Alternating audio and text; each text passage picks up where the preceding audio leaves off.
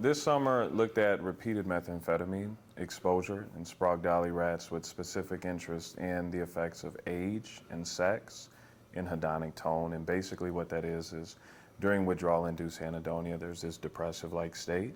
So we were looking at different factors that could play a role in causing that depressive-like state called anhedonia. We utilized like two assays to look, one at hedonic anhedonia, which is consumption.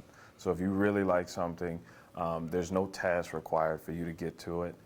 So that's hedonic anhedonia, the innate pleasure derived from that experience.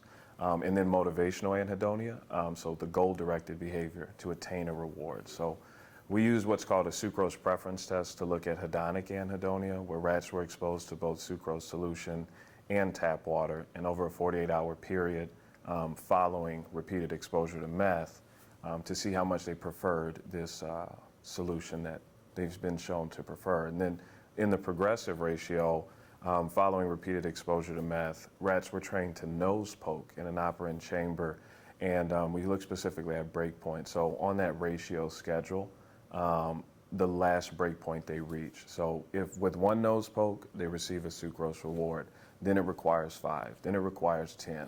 So when they're in this theoretical withdrawal state, how motivated are they to attain a reward?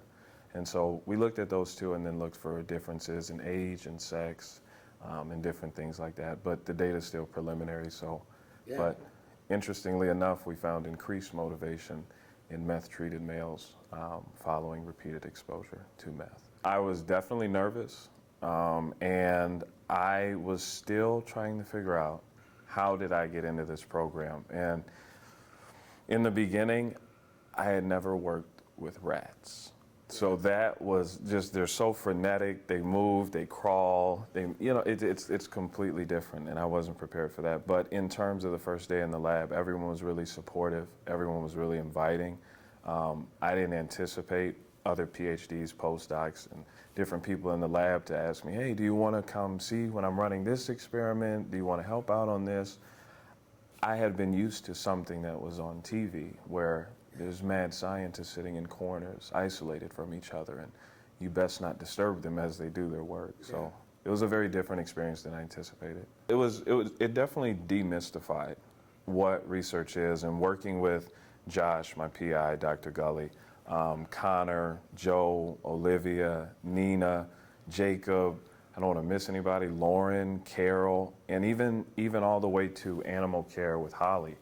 It was more of a collaborative effort. So working with them was almost like being grafted into a community that I didn't even know existed, and definitely didn't know that I would fit in or enjoy as much as I did, but they were very welcoming. And coming in, I didn't know what anhedonia was. I didn't know what repeated exposure and how these assays worked, and they were so patient and just took the time to really explain it to me and let me make mistakes and learn from them. After this experience, it was clear that research is definitely something that I can do. And previous to this experience, I didn't know, but being in that environment and learning just the process of it.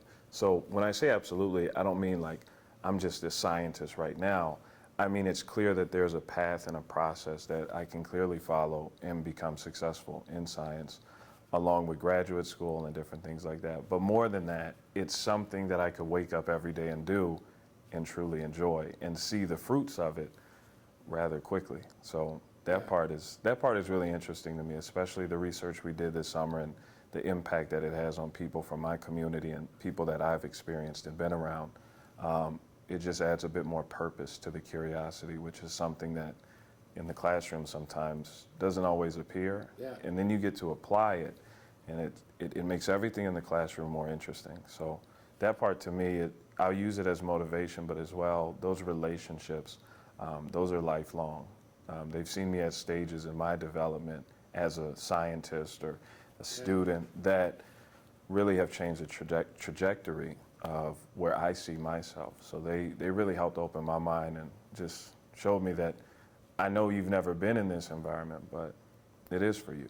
I would say do it. I would say do not hesitate. I would say start writing that personal statement and really come to an understanding that I'll speak for me. I didn't think I would get in when I applied. I'm a non-traditional student. There's things in my background that I thought were going to be liabilities. They were going to be things that held me back. And I would say to that person considering applying, whether they have that penchant for science, whatever it may be, I would tell them apply, because you will learn something about yourself in these experiences that without them, you would never have the opportunity to. So the very things that you think are liabilities, those are your assets. So go ahead and put them on paper. Yeah. That's what I would tell them, because that's what people told me when I applied. And, you know, without that, I wouldn't have done it. So I would tell them the same thing.